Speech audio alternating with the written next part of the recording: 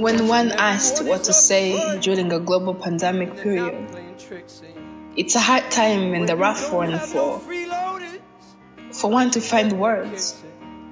You read the newspapers, you look at the television, and everything just looks to be rushing and stopping at the same time, to be going in slow motion.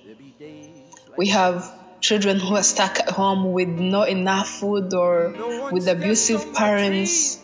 You have wives who are facing domestic violence. We have fathers who no longer have work to provide for their families. We have stock markets that are crashing every single second that we're stuck at home. And you look at the modern countries where you are one click away from affording the food for your dinner time, affording the milk or the juice for your child tonight. But some people just don't have the luxury of communication even to talk to your loved ones.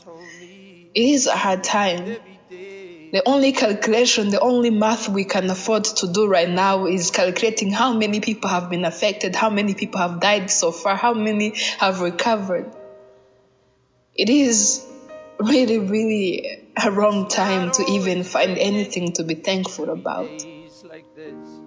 Some of us were used to taking trips from one country to another to enjoy the beauty and the luxury of nature, but now the only trip we take is to the kitchen, to your bathroom, to the washroom, and that's it. So what do you say when you're in the midst of a global pandemic period? They say the hardest time is not the war zone, it's not when the bombs are being thrown to the people or when the children are screaming. The tough time for the living or the survivors is the aftermath. When you realize you're sitting in the middle of a dusty ground, when you realize you're sitting in the middle with no parent to call upon, you've lost your grandfather along the way, you've lost your family, your loved ones, it's the aftermath that kills the living. So how do you survive and how do you move on from something like this?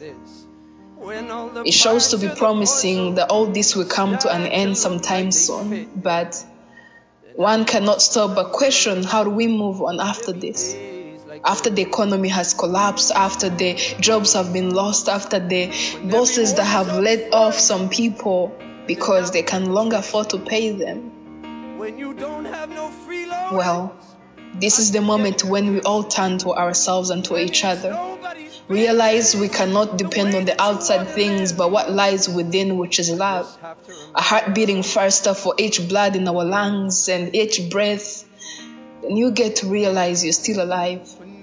Realize the only thing that will stand for so long and longer than this moment, longer than the pandemic, longer than everything that we've been and gone through, is the humanity in us. The love and care for one another, the prayers we send forth to the countries, to the nations, to those farther away from ours. You realize the only thing keeping us moving is the hope for tomorrow. And that alone, its roots, its source, is the humanity in us. It's us coming together and saying we are in this together. Not just on the challenges on the Instagram or the videos that we get to send or the news, the negative news that we get to update on each other, but the positive thing that we say. The phone call I made to my mother this morning, the child that I said hi to on my WhatsApp group, like every single good act that I have done in this long distance. Or even the healthcare professionals who have worked endeavors, who have worked for a long period of time just so we can stay safe, so they can do their best and we can just get another chance to face tomorrow. You realize there's nothing more than yourself, there is nothing beyond what we humans can afford and to give to each other. And may God in us always, always help us flourish the humanity. Days like this, when people understand what I mean.